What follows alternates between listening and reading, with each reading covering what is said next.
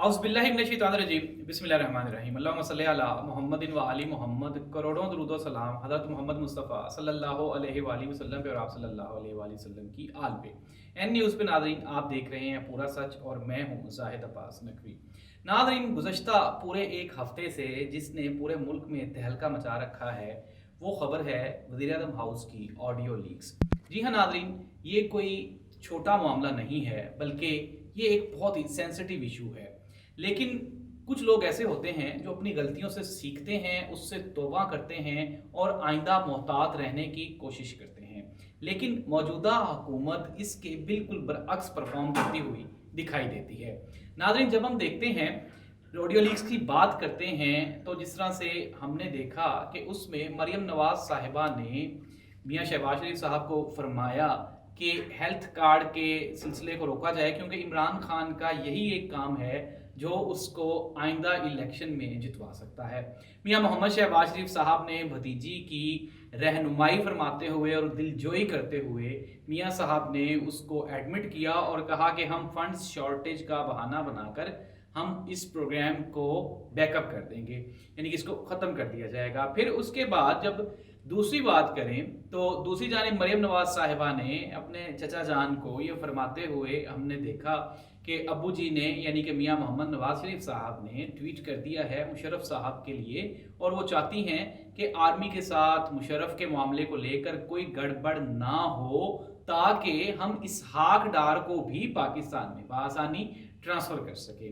दूसरी जानिब फिर उन्होंने जजिस का भी जिक्र करते हुए कहा कि अगर हम जजिस को भी एतमाद में ले लें तो चीज़ें आसान हो जाएंगी। इसके अलावा ऑडियो लीक्स में एक और बड़ी खबर जो कि सामने आई वो थी मरियम नवाज साहिबा के जो दामाद हैं वो ख्वाहिशमंद है इंडिया से कोई मशीनरी इंपोर्ट करने के। नाजरीन, ये तो खबर थी।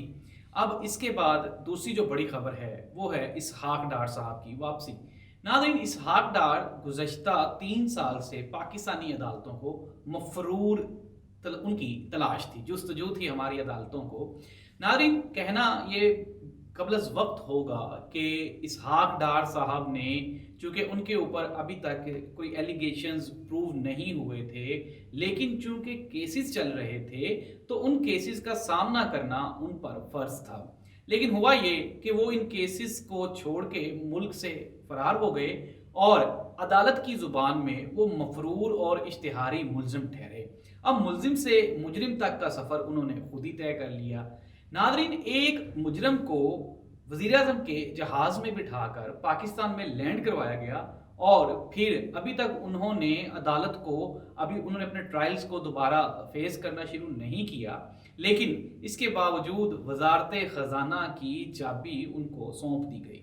नाज़रीन, आप जिस तरह मैंने प्रोग्राम के शुरू में भी कहा कि कुछ लोग अपनी गलतियों से सीखते हैं फिर उससे तौबा ताइब हो जाते हैं, लेकिन हमारी मौजूदा हुक्मरान जमातें अपनी गलतियों से सीख नहीं रहे बल्कि उसको सीना चौड़ा करके और जिस तरह वो कहते हैं कि उल्टा चोर कोतवाल को डांटे फिर उसको डिफेंड करने मैदान में भी आ जाते हैं।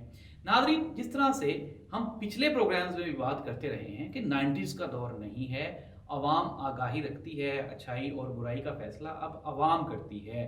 ताकतवर हलकों ने भी नाराज़गी का इजहार किया है ये जो ऑडियो लीक्स का मैटर है इसको लेकर। फिर इसहाक डार साहब जैसे इंसान की माशाल्लाह से वापसी और फिर उनको वजारत का कलमदान सौंप दिया जाना, ये भी इस मुल्क के कानून के साथ एक खिलवाड़ है। दूसरी जानिब इमरान खान को देखें तो इमरान खान ने अब भी अपनी अवामी मकबूलियत को उसी चीज़ को वो इस्तेमाल कर रहे हैं। हर रोज़ एक नई जगह पे जलसा है। गुज़श्ता हफ्ते उन्होंने उलमा कन्वेंशन से खिताब किया, वकला कन्वेंशन से खिताब किया और फिर एक बड़ा इशू जो कि जीसी यूनिवर्सिटी की सूरत में सामने आया, उन्होंने तलबा से भी खिताब किया। नाज़रीन, कौमें हमेशा अच्छाइयों से बनती हैं और बुराइयों से बर्बाद होती हैं। कौमें बातों पे, अक़वाल पे, इक़दार पे सस्टेन करती हैं। नाज़रीन, कौमों की जो खूबियाँ होती हैं वही कौमों की पहचान बनती हैं, लेकिन बदकिस्मती से हमें आज भी जिस मोड़ पे छोड़ा गया था हम वापस आगे जाने की बजाय हम बुराइयों में वापस जाना शुरू हो गए हैं और बुराइयों में तरक्की करने को हम लोग समझ रहे हैं कि हम शायद आगे जा रहे हैं। लम्हा फ़िक्रिया है, عوام کب تک یہ بندر تماشا دیکھے گی؟ سیلاب میں ڈوبی اور بجلی کے بلوں تلے دفن ہوتی یہ عوام کب تک آپ کو برداشت کرے گی؟ یہ کہنا بالکل بھی غلط نہ ہوگا کہ اب صبر کا پیمانہ عوام کا بھی لبریز ہو چکا ہے، اور جہاں تک بڑی خبریں ہیں ان کو لانے والے بھی پریشان ہیں، اور وہ اپنے فیصلے پر پریشانی کا اظہار بھی کر چکے ہیں، اور کہا یہی جا رہا ہے کہ آئندہ چند دنوں میں بڑی ڈیولپمنٹس ہونے جا رہی ہیں۔ ناظرین، اپنے میزبان زاہد عباس نقوی کو اجازت دیجیے، اپنا اور اپنے سے منسلک لوگوں کا خیال رکھیں، کیونکہ یہ حکمران آپ کا خیال رکھ ہی نہیں سکتے۔ اللہ حافظ۔